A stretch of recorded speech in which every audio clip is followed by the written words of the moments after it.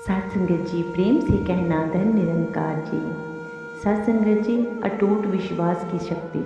सत्संगत जी, कभी कभी जीवन हमें ऐसे मोड़ पर ले आता है जहाँ इंसान हर दरवाजे पर दस्तक देता है, हर नाम को पुकारता है, हर उम्मीद से जुड़ जाता है, लेकिन फिर भी मन के भीतर एक खालीपन रह जाता है।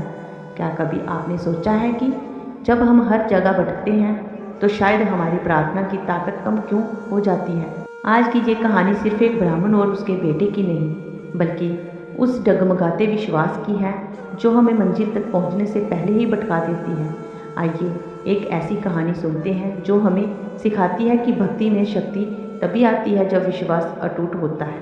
एक समय की बात है, एक ब्राह्मण का इकलौता बेटा गंभीर रूप से बीमार पड़ गया।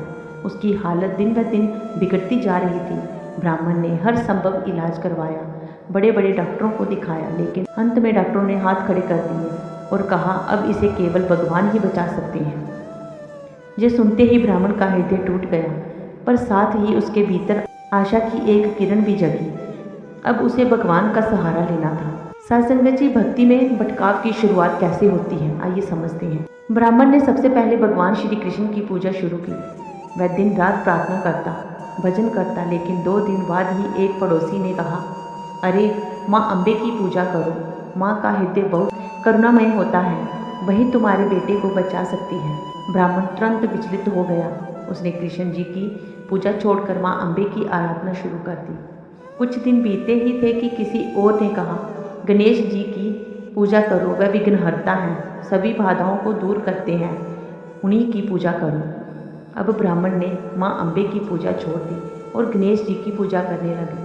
सत्संग जी, विश्वास डगमगाता रहा।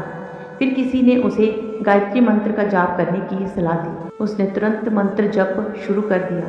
उसके बाद एक और व्यक्ति ने कहा, हनुमान जी संकट मोचन है, उनकी शरण में जाओ। ब्राह्मण फिर बदल गया। उसने हनुमान जी की पूजा शुरू कर दी। इतना ही नहीं, अंत में एक बाबा ने उसे विभूति यानी भस्म दी और कहा, इसे अपने बेटे को खिला दो, वह ठीक हो जाएगा। ब्राह्मण ने वह भी कर लिया। विभूति यानी भस्म दी और कहा, इसे अपने बेटे को खिला दो, वह ठीक हो जाएगा। ब्राह्मण ने वह भी कर लिया।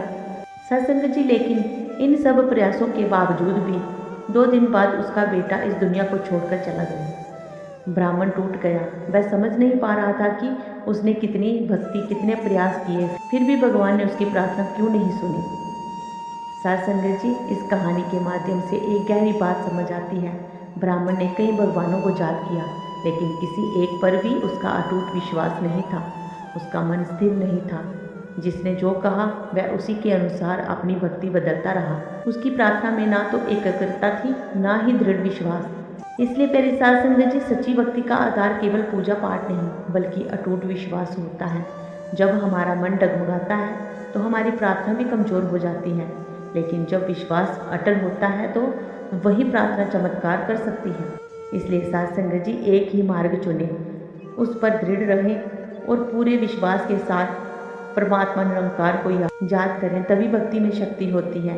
इसलिए प्यारे साध संगत जी, हमें सतगुरु ने ब्रह्म ज्ञान दिया है और एक परमपिता परमात्मा से जोड़ा है कि एक के आगे ही अरदास करनी है। क्योंकि साध संगत जी कहते भी हैं कि अगर 2, 3, 4 इंसान खड़े हैं तो कोई एक इंसान उनको बोलेगा, अरे आपने ये वाला काम करना है, तो वो तीनों चारों सोचते रहेंगे, ये करेगा, वो करेगा, मुझे तो नहीं बोला। तो प्यारे साध संगत जी, वो काम कभी पूरा नहीं हो पाएगा। जब हम एक का नाम लेकर उसको बोलेंगे कि तूने ये वाला काम करना है, फिर प्यारे साध संगत जी, उसको चिंता रहती है कि मेरा ये भक्त बोल रहा है, ये मेरे आगे अरदास कर रहा है, मुझे इसका कार्य पूरा करना है और इसके विश्वास को बनाए रखना है। इसलिए प्यारे साध संगत जी, एक को जानो, एक को मानो और एक हो जाओ और साध संगत जी, एक पर ही अटूट विश्वास करते रहो। इसलिए प्यारे साध संगत जी, हर पल हर समय संत महापुरुष और सतगुरु फरमाते हैं कि इस एक के आगे ही अरदास किया करो, क्योंकि ये कर्ण करावनहार आपे आप मानस के नहीं कुछ भी हाथ। इसलिए हर पल हर समय इस निरंकार के आगे ही अरदास किया करो, यही पूर्ण करने वाला है। ये एक ही है, ये एक ही परमपिता परमात्मा है, नाम ही अलग अलग है। जब एक का आधार लेंगे तो हमारा हर कार्य पूरा होगा। प्यारी साध संगत जी, विश्वास बनाए रखें और इस परम पिता परमात्मा सतगुरु निरंकार पर ही अटूट विश्वास बनाए रखें। प्रेम से कहना धन निरंकार जी।